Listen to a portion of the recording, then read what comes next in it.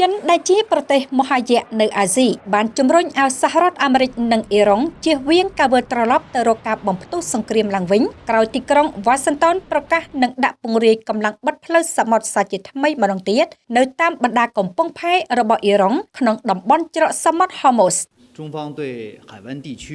អ្នកនាំពាក្យក្រសួងការបរទេសចិនលោកលីនជៀនបានប្រាប់នាយកព័ត៌មានកាលពីថ្ងៃអង្គារថាទីក្រុងប៉េកាំងមានការព្រួយបារម្ភយ៉ាងខ្លាំងចំពោះការផ្ទុះឡើងវិញនៅជំនួយយោធាទ្រង់ទ្រាយធំនៅក្នុងតំបន់ឈូងសមុទ្រជាមួយគ្នានេះលោកលីនបានជំរុញឲ្យភាគីពាក់ព័ន្ធទាំងអស់យកចិត្តទុកដាក់លើការអំពាវនាវយ៉ាងខ្លាំងក្លាដើម្បីស្វែងរកសន្តិភាពនិងស្ថិរភាពនៅក្នុងតំបន់ពិសេសរក្សាភាពស្ងប់ស្ងាត់អត់ធ្មត់និងការពារបទឈប់បាញ់ដែលសម្រេចបានយ៉ាងពិបាកព្រមទាំងជៀសវាងការវិលត្រឡប់ទៅរកសង្គ្រាមអ្នកនាំពាក្យរូបនេះបានសង្កត់ធ្ងន់ថាការគោរពសិទ្ធិនិងផលប្រយោជន៍ស្របច្បាប់របស់បណ្ដាប្រទេសជាប់ឆ្នេរនៃច្រកសមុទ្រហូម៉ូសក៏ដូចជាការបើកការធ្វើនាវាចរតាមផ្លូវសមុទ្រប្រកបដោយសុវត្ថិភាពនិងធម្មតាឡើងវិញនៅច្រកសមុទ្រហូម៉ូសឲ្យបានឆាប់រហ័សគឺជាអ្វីដែលសហគមន៍អន្តរជាតិចង់ឃើញការអំពាវនាវរបស់ប្រទេសចិនកើតឡើងខណៈពេលដែលសហរដ្ឋអាមេរិកនិងអ៊ីរ៉ុងនៅតែបន្តប្រើប្រាស់កម្លាំងយោធាប្រឆាំងគ្នាទៅវិញទៅមកដោយចំនួននេះបានឈានទៅដល់ការកើនឡើងកម្ដៅសាច់ជាថ្មី